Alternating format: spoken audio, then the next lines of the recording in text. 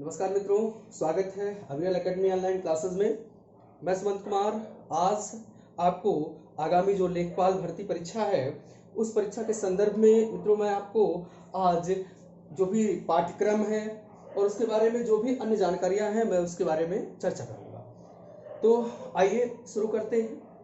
जो आगामी जो लेखपाल परीक्षा है उसमें जो कुल पद हैं वो 5200 हैं और ये जो पद हैं ये 10+2 लेवल पर भरे जाते हैं। CCC अनिवार्य है या नहीं है ये जब नोटिफिकेशन आएगा तब पता चलेगा। वैसे जो भी अधीनस्थ सेवा चयन आयोग इस तरह की परीक्षाएं करा रहा है उन सभी परीक्षाओं में CCC अनिवार्य थी। आगे देखिए इसके बारे में क्या होता है, ये सारी चीजें हमें नोटिफिकेशन के बाद पता चलेंगी। अभी ऐसे हम कोई दावा नहीं कर सकते हैं नहीं होगा नहीं होगा, ठीक है। और जिसमें उम्र होती है, जो आयु सीमा होती है वो 18 वर्ष से लेकर के 40 वर्ष तक, ठीक है। और फिर ये देखते हैं कि इसका जो पाठ्यक्रम क्या है। इसका जो पाठ्यक्रम है मैंने यहां पर मोटे तौर पर लिख रखा है। जो पाठ्यक्रम में सामान्य हिंदी 25 नंबर की आती है, सामान्य ज्ञान ये सामान्य अध्ययन जीएस नहीं होता है, जीके होते हैं।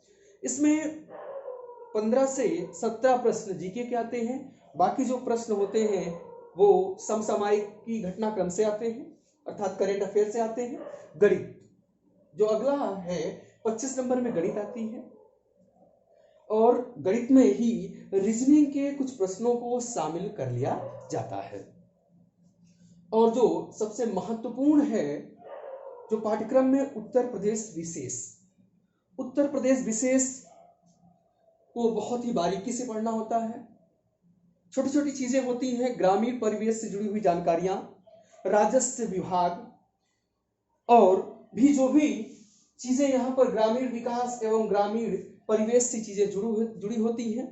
मुख्य रूप से पंचायती राज व्यवस्था से प्रश्न आने के चांसेस बहुत ज्यादा होते हैं और वहां से प्रश्न आते भी रहते हैं, ठीक है। तो इसमें आप समझ गए कि क्या क्या प्रश्न आता है। प्रश्नों की श्रृंखला में देखा जाए तो जो जीके के प्रश्न होते हैं उसका सिलेबस काफी अधिक होता है।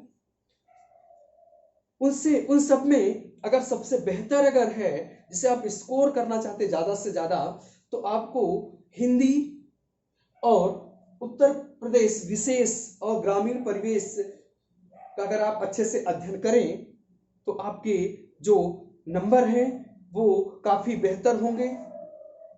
और ये जो फॉर्म आने की जो डेट है वो लगभग 20 मई के आसपास बताई गई है। 3 से 4 महीने का वक्त मिलेगा। तब तक इस लॉकडाउन की जो घड़ी है, इस घड़ी में इस समय को सदुपयोग किया जाए। इसीलिए मित्रों मैं आपके समक्ष हिंदी, सामान्य हिंदी का जो पाठ्यक्रम है वो मैं आपको धीरे धीरे कवर कराऊंगा। आज आइए इसी पर चर्चा करता हूं कि सामान्य हिंदी के अंतर्गत हमें किन किन टॉपिक को पढ़ना है और कैसे रणनीति बनाकर हिंदी में बेहतर से बेहतर प्रदर्शन करना है। बहुत ही रुचिकर सब विषय होता है हिंदी। आप इसे अच्छे से अगर अध्ययन कर ले, 2 बार रिवाइज कर ले तो बहुत ही 25 मार्क्स में बताता हूं कि आराम से आपके 23 से 24 नंबर तक आते हैं। बशर्ते निर्भर यह करता है कि आप मेहनत कितनी करते हैं, ठीक है। तो आइए देखते हैं क्या क्या हमें सामान्य हिंदी के अंतर्गत पढ़ना है, ठीक है। मैंने यहाँ पर जो सामान्य हिंदी में जो भी सिलेबस है उसको मैंने जो भी टॉपिक है सिलेबस में जो भी वो मैंने यहाँ पर टॉपिक का जिक्र किया हुआ है। सामान्य हिंदी के अंतर्गत वर्णमाला काफी महत्वपूर्ण है। ये टॉपिक यहाँ से 1-2 प्रश्न जरूर आते हैं। वर्णमाला हमको बहुत अच्छे से पढ़ना है। इसका एक ही लेक्चर में कोशिश रहेगी मेरी कि पूरी वर्णमाला समाप्त हो जाए और जो भी आपकी समस्याएं हैं, जो भी इससे आने वाले प्रश्न हैं, उन समस्याओं को आप बहुत बेहतर तरीके से सॉल्व कर सके। और मैं आपको सिखाऊंगा और आपको बताऊंगा कि कहां से प्रश्न पूछे जा, वर्णमाला में प्रश्न पूछे जाने की प्रवृत्ति बहुत ज्यादा होती है। आगे बात करें अगर हम संज्ञा की, बिल्कुल संज्ञा के भेद आपको पता होना चाहिए। उदाहरण देकर भी पूछता है, ऐसे भी सामान्य जानकारियां भी पूछता है। मूल रूप से संज्ञा के कितने भेद होते हैं, संज्ञा कितनी प्रकार की होती है, या दिए गए वाक्य में कौन सी संज्ञा है। बहुत ही आसान है,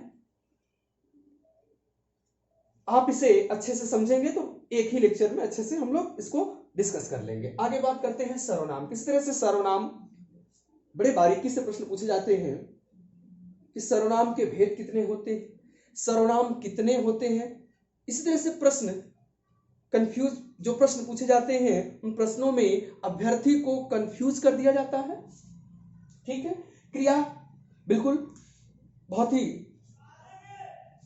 ही जो ये टॉपिक है क्रिया, इसको ये मान के चलिए कि इसको समझने के लिए आपको बहुत अच्छे से अध्ययन करना पड़ेगा, वरना आप समझ नहीं पाएंगे क्रिया के भेद, सकर्मक, अकर्मक, अन्य तरीके से। ठीक है, जो भी इससे प्रश्न पूछे जाते हैं। विशेषण, ये भी काफी महत्वपूर्ण है। विशेषण, विशेषण के प्रकार एवं किसमें किस प्रकार का विशेषण है, विशेष विशेषण एवं प्रविशेषण की पहचान करना भी आपको आना चाहिए।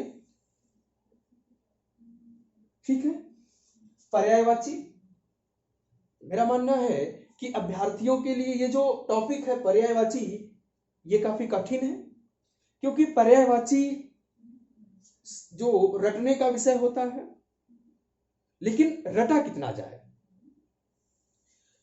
देखिए, इसके लिए रणनीति के तहत आपको अध्ययन करना होगा। कुछ चुनिंदे ऐसे शब्द होते हैं जिनमें आप अच्छे से अगर जिनका अध्ययन कर लें या उनकी पर्यायवाची अच्छे से याद कर लें, तो फिर आप अच्छा यहां पर 1-2 नंबर जो भी आते हैं वो अच्छे से आप हासिल कर सकते हैं। पर्यायवाची तो एक एक शब्द की 10-10, 15-15 है, कहां तक याद करेंगे, एलिमिनेट भी करना है उसमें। ठीक है, तो मैं आपको बताऊंगा कि वो कौन से ऐसे शब्द हैं जिनको पढ़ने से आपका जो पर्यायवाची आधार है वो काफी मजबूत होता है। ठीक है, चलिए, विलोम शब्द, अगर हम 2 लेक्चर में अगर आपको हम विलोम शब्द पढ़ाएं तो यकीन करिए कि आप विलोम शब्द पे बहुत अच्छी पकड़ बना लेंगे और आपके जो रुचि है वो हिंदी के प्रति काफी बढ़ेगी। इसी क्रम में बात करते हैं समानार्थी शब्द। आमतौर से विद्यार्थी इस पर ध्यान नहीं देते हैं और अधीनस्थ सेवा चयन आयोग जरूर एक प्रश्न या 1 से 2 प्रश्न जरूर यहां से इस टॉपिक से उठाता है, जैसे कि अविराम, अभिराम। ठीक है, अविराम और अभिराम, ध्यान सुनिए, दोनों शब्द अलग अलग हैं। अविराम अलग है, अभिराम अलग है। अविराम का मतलब होता है निरंतर और अविराम का मतलब होता है निरंतर और अभिराम का मतलब होता है सुंदर। इस तरीके से तरणी और तरणी, तरणी और तरणी, प्रसाद, प्रासाद, इस तरीके से शब्द पूछे जाते हैं। आप इनको अच्छे से अध्ययन करेंगे, मैं इनको आपको पढ़ाऊंगा तो आप बहुत अच्छा कर सकते हैं इसमें। ठीक है, चलिए, मुहावरे और लोकोक्तियां, ठीक है, आपको इस पर भी अध्ययन करना है। लिंग वचन कारक, एक एक नंबर के जो प्रश्न है यहां से आते रहते हैं। लिंग वचन कारक से प्रश्न हमेशा पूछे जाते हैं। वाक्य भेद, वाक्य भेद, वाक्य पढ़ेंगे, वाक्य भेद पढ़ेंगे, वाक्य के प्रकार पढ़ेंगे। ठीक है, एवं वाक्य की शुद्धि, आपको 4 विकल्प दिए जाते हैं, उसमें से एक वाक्य अशुद्ध होता है। जो अशुद्धियां हैं वो आप इन्हीं व्याकरण के माध्यम से ही दूर कर सकते हैं। उस पर आपको ज्यादा से ज्यादा प्रैक्टिस करना होगा। ठीक है, वर्तनी, 4 शब्द दिए होंगे कि फला फला शब्द में कौन सा शब्द शुद्ध है, कौन सा अशुद्ध है। इस तरह से प्रश्न पूछे जाते हैं। ठीक है, ये सन्यासी कैसे लिखा जाता है, शुश्रूषा कैसे लिखा जाता है, ज्योत्सना कैसे लिखा जाता है ना। तो इस तरीके से प्रश्न पूछे जाने की संभावना बार बार वर्तनी शुद्धि से रहती है। ठीक है, उच्छृंखल कैसे लिखा जाता है, आविष्कार कैसे लिखा जाता है। ठीक है, मैत्री शरण गुप्त कैसे लिखा जाता है, राहुल शांकृत्यायन कैसे लिखा जाता है। इस तरीके से तमाम आपको अध्ययन करना होगा। उपसर्ग और प्रत्यय बेहद आसान होते हैं, आप इनको अच्छे से अध्ययन करेंगे तो हम लोग बिल्कुल इसमें अच्छी पकड़ बना लेंगे। ठीक है, आगे बात करते हैं संधि। संधि, जो संधि के प्रकार हैं एवं उदाहरण देकर पूछता है कि दिए गए शब्द में कौन सी संधि है। आपको स्वर संधि, व्यंजन संधि, विसर्ग संधि को अच्छे से अध्ययन करेंगे, जिसमें सबसे ज्यादा जो प्रश्न पूछे जाते हैं एग्जाम में, वो जो प्रश्न पूछे जाते हैं वो प्रश्न आपके स्वर संधि से पूछे जाते हैं। उसके जो 5 भेद होते हैं उन्हीं 5 भेदों में से प्रश्न पूछे जाते हैं। लेकिन हाँ, आपको अध्ययन आपको व्यंजन संधि और विसर्ग संधि का भी करना है। समास को भी आपको पढ़ना है। हम आपको समास के बारे में बताएंगे डिटेल में जब हम आपको पढ़ाएंगे। ठीक है, समास 6 प्रकार के होते हैं, उन 6 भेदों को बहुत अच्छे तरीके से पढ़ना है। और आपको शब्द दिया जाता है और उन शब्दों में पूछा जाता है कि दिए गए शब्द में कौन सा समास होता है। जब हम इसको डिटेल में पढ़ाएंगे तो आपके जो डाउट्स उठते हैं कर्मधारय और बहुव्रीहि समास को लेकर के और द्विगु समास को लेकर के, उसे हम बिल्कुल दूर करेंगे और आपको बताएंगे कि इनमें सबसे यथेष्ट और सबसे सटीक कौन सा होता है, जो आप अगर आप कहीं पर कंफ्यूज होते हैं तो। ठीक है, बात करें रस छंद अलंकार। रस छंद और अलंकार भी महत्वपूर्ण है, यहां से प्रश्न आते हैं। ठीक है, वाक्यों का सही क्रम, अगर हम बात करें वाक्यों का सही क्रम, जैसे आपको वाक्य दे देगा क ख गा करके 4 वाक्य दे देगा और इन चारों वाक्यों को बोलेगा कि एक सही वाक्य में व्यवस्थित करिए, एक सही सेंटेंस में जो वाक्य होता है उसमें व्यवस्थित करिए। बहुत छोटी छोटी बारीकियां होती हैं, अभ्यास करने की जरूरत होती है। जब हम अभ्यास करेंगे तभी हम इन सब चीजों पर अच्छे से पकड़ बना पाएंगे। तो फिर हम आपको मिलेंगे हिंदी के वर्णमाला के साथ और आपको बताएंगे, एक एक टॉपिक को मैं धीरे धीरे कवर कराऊंगा। ठीक है, बहुत तेजी से हम कवर करेंगे और आपकी पकड़ मजबूत बनेगी। और इस लॉकडाउन का जो ये बहुमूल्य समय है इसको फायदा उठाइए। ठीक है, इस समय को व्यर्थ ना करिए और इस समय को बहुत बहुमूल्य मानिए। ठीक है, तो जुड़ जाइए मेरे साथ मित्रों।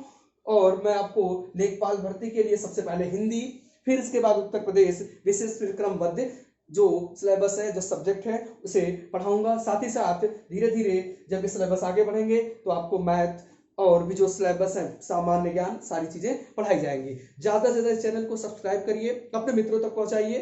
ठीक है, धन्यवाद।